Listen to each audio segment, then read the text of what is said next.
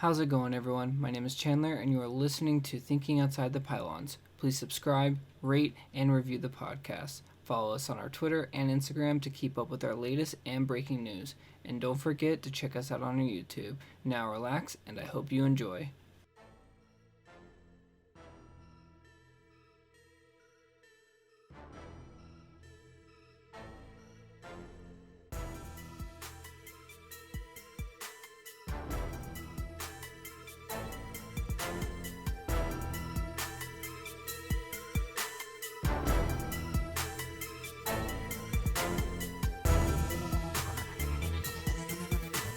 What's going on, everyone? Episode 3 of Thinking Outside the Pylons. This is my Father's Day special edition.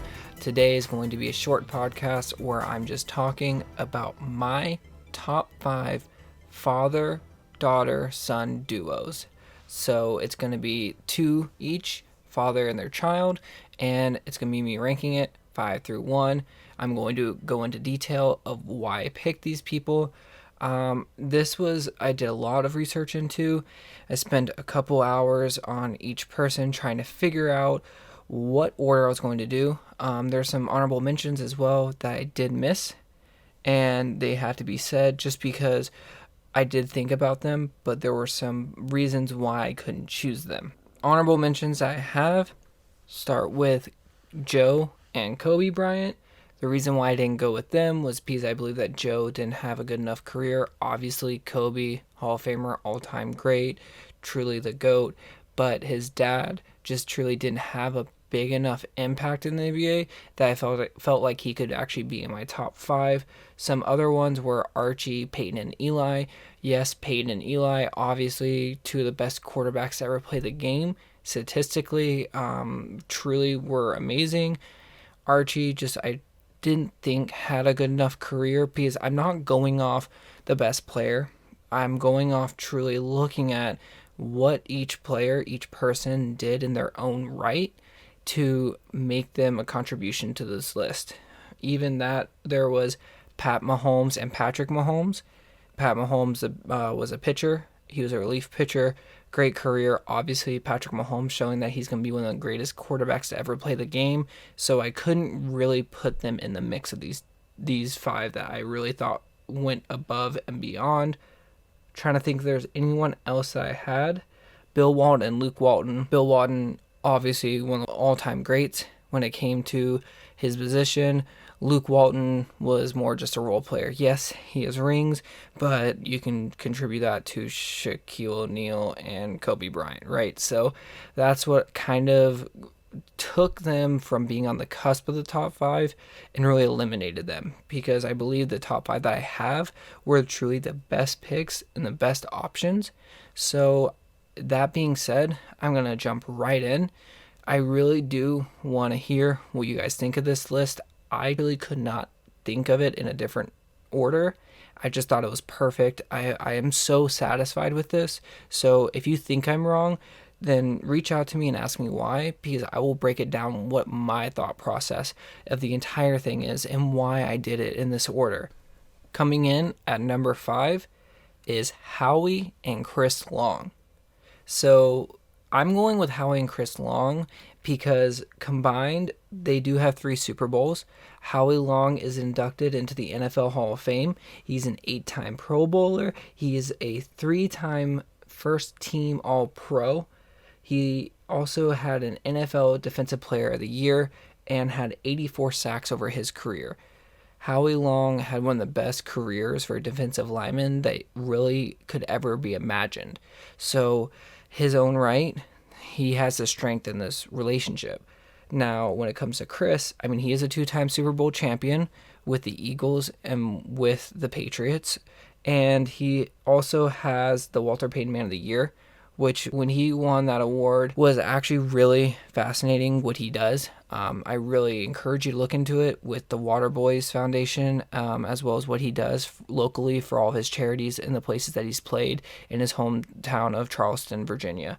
And also, in his own right, has 70 sacks in his career. So they came in at number 5 because in total, the Super Bowls the Pro Bowls captivate what it is for this duo. I could have thrown Kyle along into this as well. He does have 3 Pro Bowls to himself and a second team All-Pro, but just to keep the duos, I did keep Chris because he does have the Super Bowls to his name, and he was a contributing player to both those Super Bowls.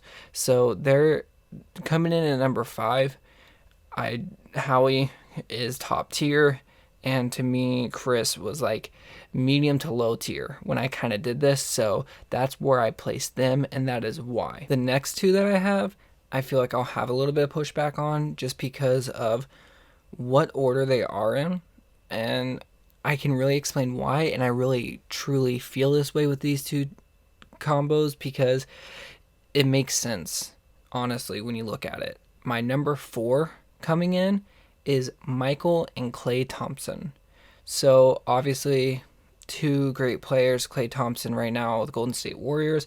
He alone is a 3-time NBA champion. He was an NBA All-Rookie First Team. He's a 5-time All-Star, 2 times All-NBA Third Team. He's an Olympic gold medal and a World Cup gold medal. And some of the records he has when it comes to scoring the most points in the third quarter, scoring 60 points with 11 dribbles. So like there's a lot of things that he has done, which is incredible. When I see him, he is a top tier. He really was. He was one of the higher rated players, but his dad was, to me, middle low tier again. So his dad, he does have 2 NBA championships. Those were the Lakers in the late 80s. My only issue with that is that he came off the bench and he wasn't really the playmaker, and he was just more of a role player.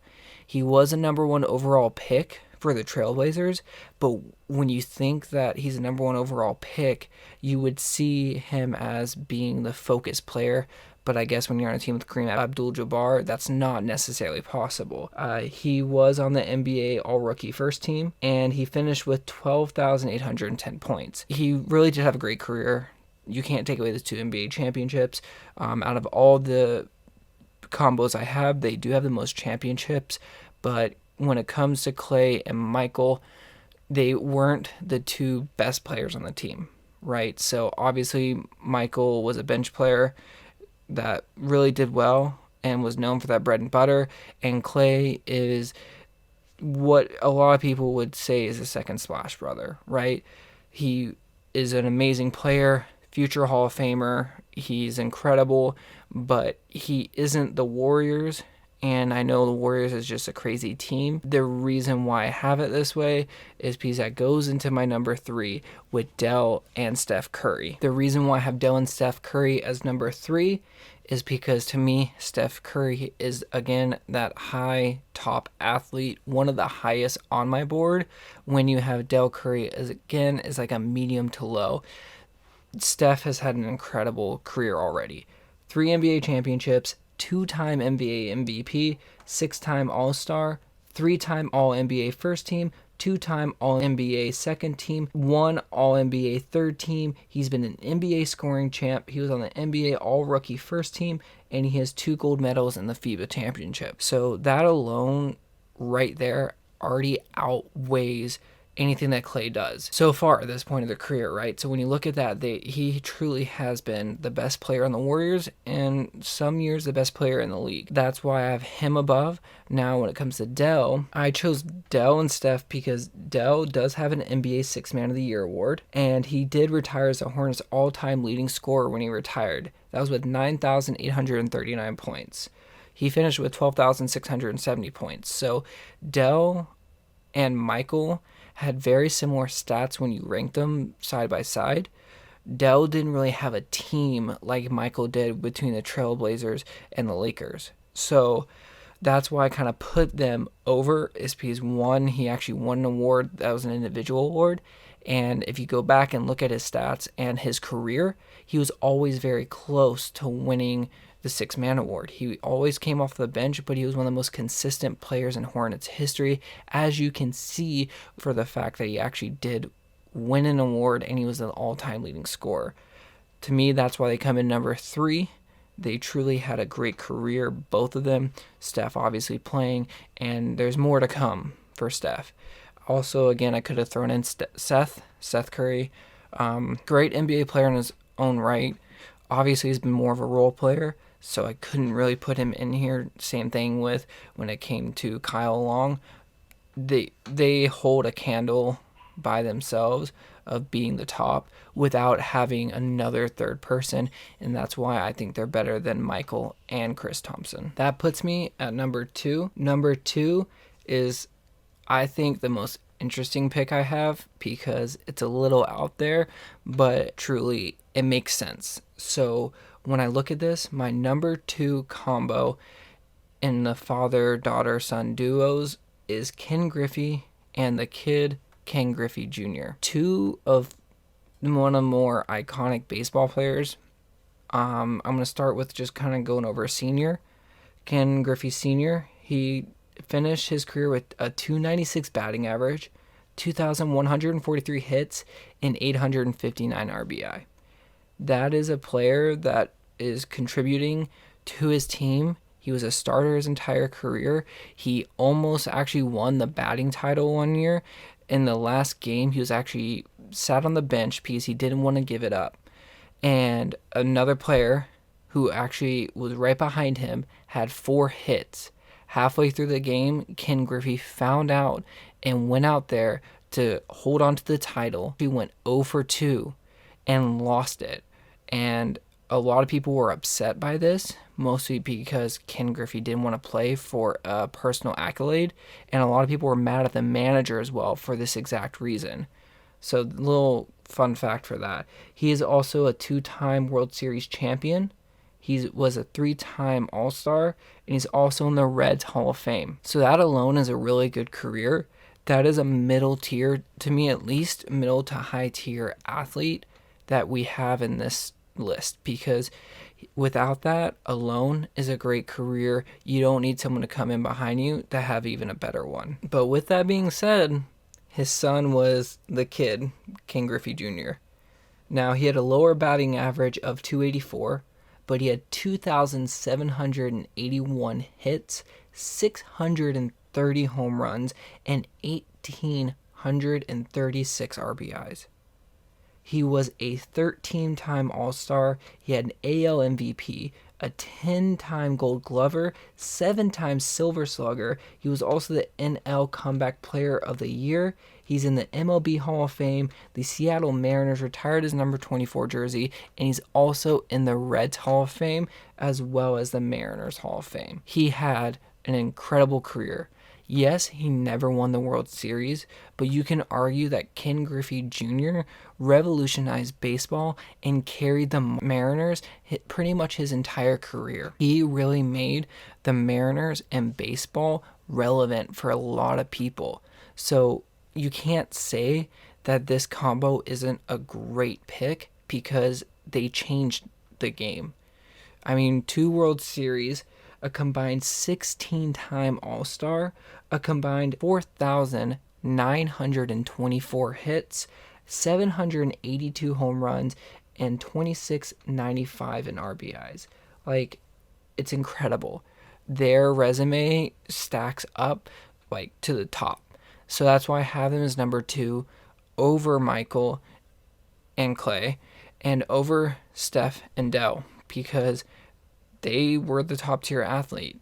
They truly came out and just both put on Hall of Fame performances. And that's something that I haven't seen in this list yet. Yes, you had Chris Long and Howie. One is in the Hall of Fame. Chris will never be in the Hall of Fame, I don't believe. And Del Curry will never be in the Hall of Fame. And Michael Thompson was never in the Hall of Fame. Even though Ken Griffey is not in the Hall of Fame, he still has the resume to be in the Hall of Fame, as well as he is in the Reds Hall of Fame. And the Reds are the oldest baseball team in MLB history. So as you can still say, that's pretty damn impressive. So that's why I chose them for number 2. I really thought that was a great pick. And the reason why I don't have them for number 1, and the reason why this list is called father-daughter-son duos, is because my number 1 on this list belongs to Muhammad and Layla Ali, the greatest boxer in history and one of the greatest female boxers in history as well. These two truly had some of the best careers that you can ever imagine. Through all the things that Muhammad Ali went through, being Cassius Clay, going to the Olympics, standing up for everything he believed in, going to prison, his entire existence was truly what sports and what being a human being is all about. And to have a daughter that follows his footsteps and actually gets to the point in her career that felt like she didn't have the relationship with her father that she wanted, and actually quit the sport that she was in so she could spend more time. Now, I don't know if that's 100% true. That's just the story that's been told, and one of the more underlining and makes sense stories, but it's incredible. Both of these careers. To go over Muhammad Ali, he had a record of 56 wins with 37 knockouts and 5 losses. He was a 3-time world heavyweight champion. He had an Olympic gold medal. He had 7 combined gold medals as an amateur fighter, and he also got the Presidential Medal of Freedom presented to him by George W. Bush. That alone in a career top tier, 100% best athlete you can imagine. Muhammad Ali would walk into a ring facing another person and be the only one to walk out. You can't put anyone else in his stratosphere when it comes to being an athlete. So that's why I put him pretty much above everyone. And when it comes to Layla, I put her really above anyone else in her own respect. She finished 24-0 in her career with 21 knockouts. She was a 4-time world middleweight champion and a 1-time world light heavyweight champion. So you're looking at a combined 80 wins, 5 losses. The 5 losses all from the greatest fighter in the world, Muhammad Ali. A combined 58 knockouts. An Olympic gold medal, 7 combined gold medals, and a Presidential Medal of Freedom. That resume cannot even be touched. So they are by far the best father-daughter-son duo we have ever had the opportunity to see in sports. Now, there are some great ones coming up in the ranks right now. We have Randy and Thaddeus Moss. We have LeBron and Bronny James. There are players scattered because the generation growing up that had such amazing players, obviously Kobe and Gianna would have been an amazing one. Rest in peace to both of them. But we have seen some of the greatest father, daughter, son combos in sports. These are my top 5. I am very comfortable with this list. I truly don't see it going in any other way in my mind. I don't know if someone can convince me that it's any different. I would love to hear someone try to, because I just cannot get over how great of a combo all these players have been in their respected history. To go over it again, my top 5 is Howie and Chris Long, Michael and Klay Thompson, Dell and Steph Curry, Ken Griffey and Ken Griffey Jr., and Muhammad and Layla Ali. Those are my top 5. I cannot stress enough how much I love these picks. I'm so happy with it. Let me know what you guys think. Let me know if you like this list. Let me know if you like this idea. Another podcast I do have coming up is my top 5 football non-Madden games of all time as well. That's another one I'm excited for. Other than that, please rate, review, subscribe to my podcast. It means so much. I'm going to keep doing it. I'm really excited to do it. I've really needed this to talk about sports, and I would love to have some feedback and for you guys to listen. Other than that, happy Father's Day to all the fathers out there, grandfathers, anyone that is a father figure. Happy Father's Day. I hope you guys have a great night. Enjoy the rest of your time, and I'll see you on the next one, guys.